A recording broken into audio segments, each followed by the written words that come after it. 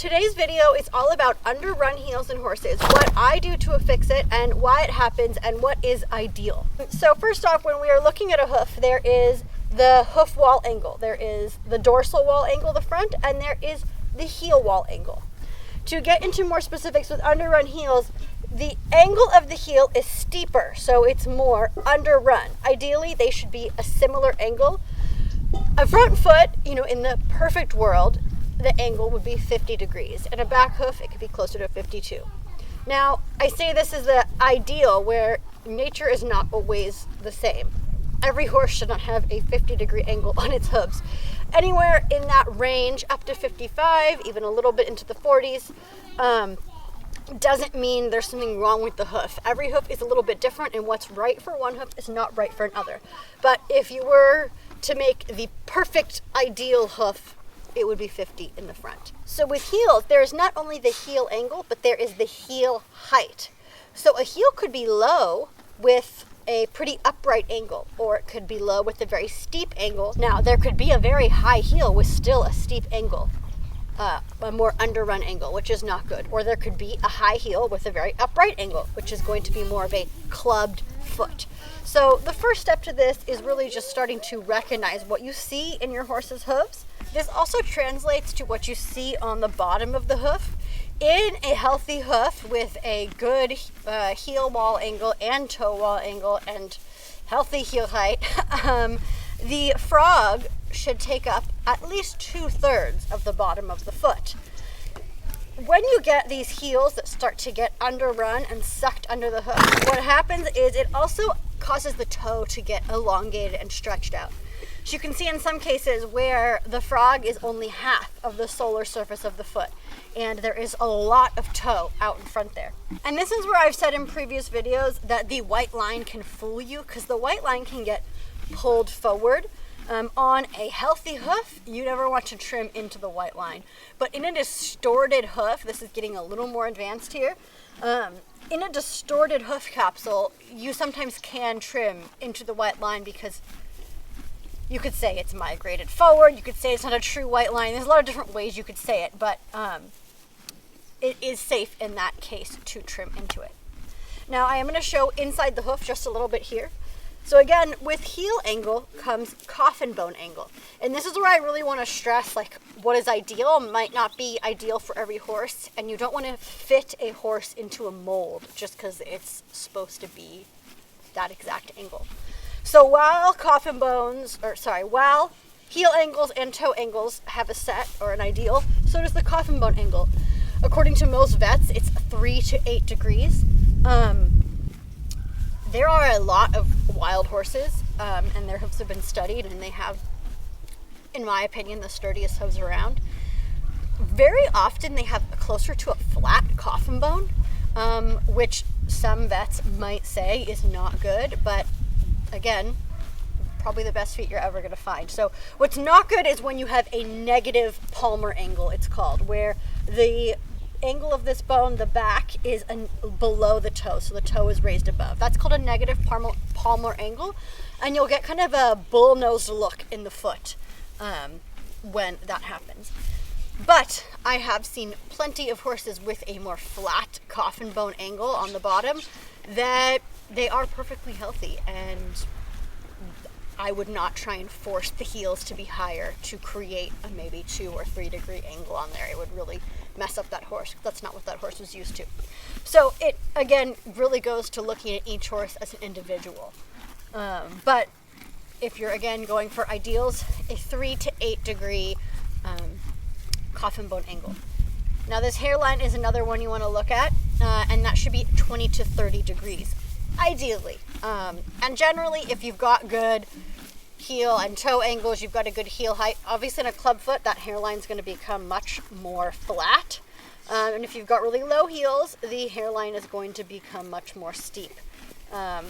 So this hoof, you can tell when this cadaver was made, it had not been trimmed in a while. So while the toe and heel angle are relatively similar, and I wouldn't say there's too steep of a heel angle, the heel was very long because the horse had not been trimmed. This is to kind of set the stage for underrun heels. Now you know how things kind of should look. You can know what to recognize.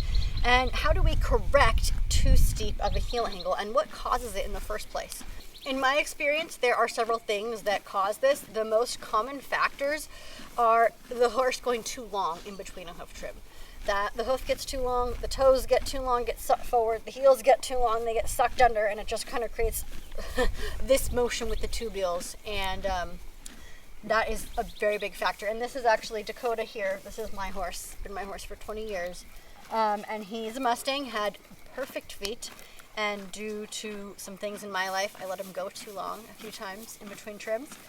And he started to get an underrun heel. And I did correct it. I'll put a picture up. I had it pretty much back to perfect.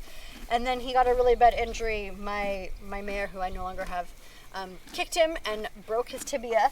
And he couldn't pick up his feet, so I had to let him go a little bit long in between trims because it was just too hard to trim his feet. And now it's starting to happen again. But I've corrected it before. I know I can correct it again, and that's why we're going to do some trimming on him.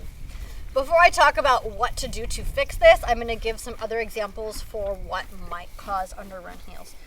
So a weak back of the hoof in general. So horses, when they're walking, we're going to go back to standards, should do a heel first landing, or at least a flat foot, but ideally heel first landing. You don't want the horse striding forward, and it may look like the horse is doing a toe first landing, but because when they're trotting forward, their toes will be kind of pointed.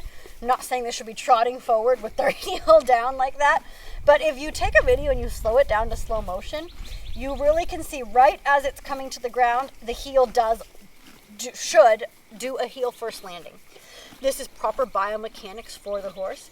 And what this does is really stimulates a lot of blood flow in the back of the hoof, because all this stuff, the heels, the outside of the hoof, is dictated by the inside. So above the frog is the digital cushion. And the digital cushion is like a cartilage material. And so in the lateral cartilage, it's a soft tissue, so it can be developed.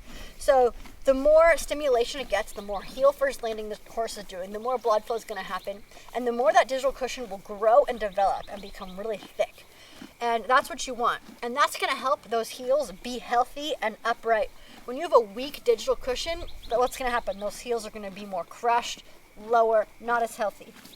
I'm going to try not to get too deep into the weeds here. Back to the other reasons that a horse would get underrun heels. Unfortunately, shoes are a reason for that. And again, it is kind of related to the going too long in between trims, because when a shoe is nailed on, it's nailed on at the size that hoof is. And then the hoof continues to grow. Say the shoe's on for 8 weeks, 6 weeks, even 4 weeks. The hoof is growing that whole time, and it's being held in that smaller size it was when the shoe was put on there. And so it's also reducing blood flow to the hoof because the hoof's not expanding and contracting. I've made a lot of videos on this, but all of that is weakening the back of the foot. So it's going to be more likely to cause those heels to become crushed and underrun. So it could even be there is some injury up in the horse's leg, in the shoulder, even in the back of the neck, that's causing the horse to do a toe first landing, and then underrun heels could be a symptom of that, where it's not even, oh, the horse just got underrun heels, because there's something going on in the body. So you really, in hoof care, want to get to the root cause of things. I'm not into just putting a Band-Aid on something. And oftentimes that root cause is not in the hoof. Sometimes it is, but you kind of have to become a detective when you're doing this stuff. So there are a lot of things that can cause it. I would also say setting a horse up from birth is going to really determine if the horse will be predisposed to getting underrun heels or not. When horses are born, their hooves are not developed in any way. They don't even look like a hoof. You can look up a baby horse, the hooves, the minute it's born. I'll try and find a picture that's not licensed to put on here, but I might not be able to. But look it up. It's an interesting one. And the internal structures are not developed either. The digital cushion is barely there. It's there, but it's not developed. It's not developed in the womb. It's developed by the baby moving. So if a baby horse is born and kept in a box stall for the first few weeks, that digital cushion's not going to be off to the heartiest of a start. So even though baby horses, they're so delicate and they're so little, they need to be out running around, moving over all different kinds of terrain is really going to set that horse up for life to have healthy heels.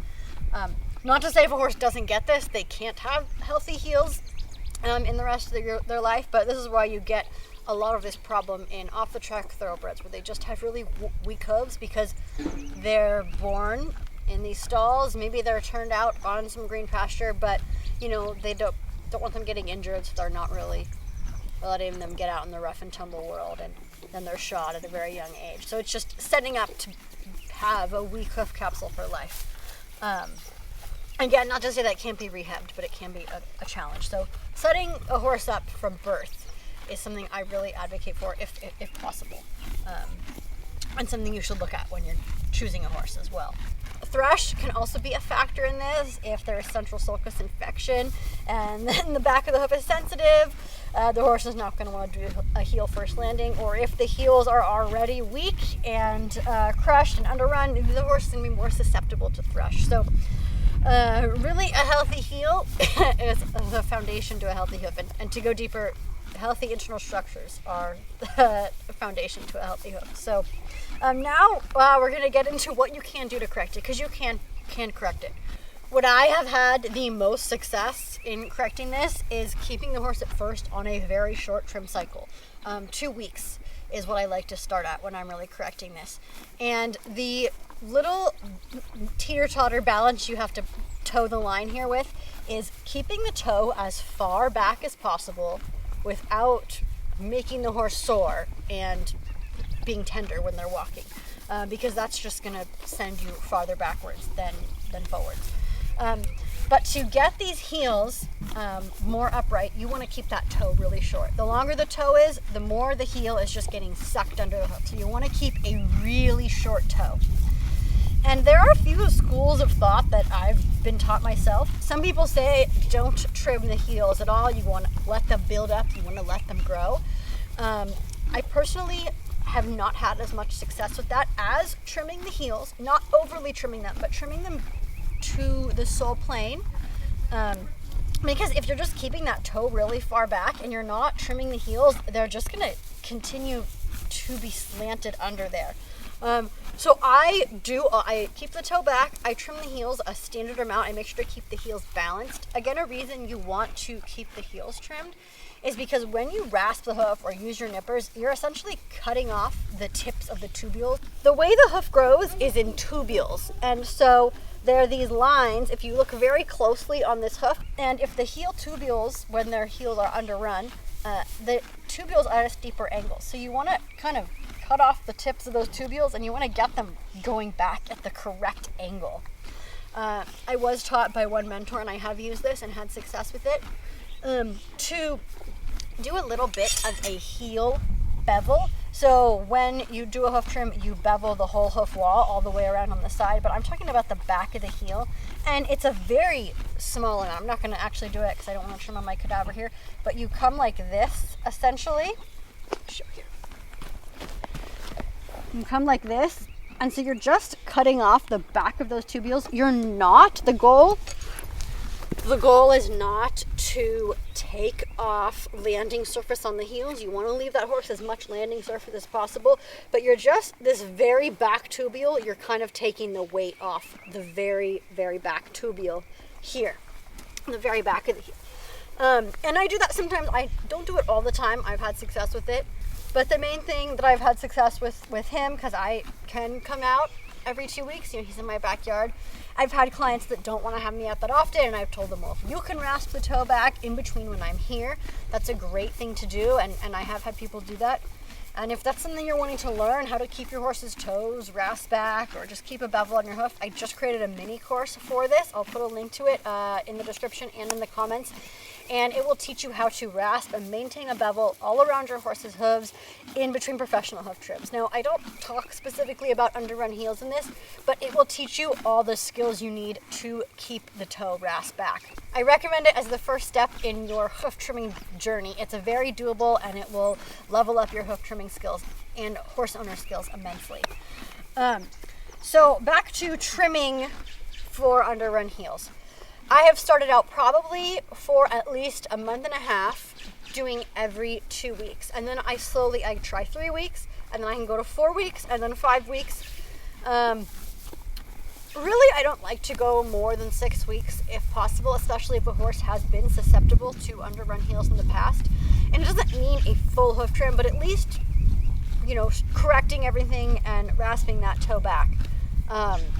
Especially for him, that's what I was doing, and that's what got him corrected, and that's what I was on the path with. Until I had to take a break from trimming him again. So I think the next best thing to actually do instead of describing it is show you on Dakota here what I would do to give him a touch-up. I did trim him pretty recently, but you can always do a little touch-up, and I'll show where I'm going to trim to on him. And there are some cases where a horse's heels are just so crushed and so non-existent pretty much. I had a case like this, and unfortunately I only got to work with the horse for a few months, so the horse went on to a new place to live out of the area I trim. So I'll never know how much we could have improved the horse, but I'll put some pictures up. So you just really have to work with what you have, and you can always make improvements. Can you get a perfectly angled heel again? Maybe not on every horse, but you certainly can on a lot of them, and make significant improvements on the others. I'm always going to check my balance here. Heels are balanced because I did them recently. I'm going to come straight down at the toe. I'm going to bring this toe back. Because he has really thick soles, it makes it easier because I can bring his toe back much farther, and he's not going to get sore. On a horse with thin soles, you have to be much more careful with this. But I don't just want to bring the toe, I really want to bring these quarters, or you can get this weird squared look where it's putting too much pressure on this, I would call the toe quarter. So I really want to make sure to get in here too. And I'm just redoing a bevel, but I'm taking it shorter than I would in a normal case. And I think I did him like a week ago, so there's not a ton to do, but you can always just come and do a little bit. And my goal is to get this toe super short. Oops, sorry, baby. Come here. Come here, good boy. I want to get this toe super short. I want to look. This heel is slightly higher. So that's what I was talking about. His heel is just right to the sole plane. And to do that bevel I mentioned, I'm going to pull the rasp towards myself.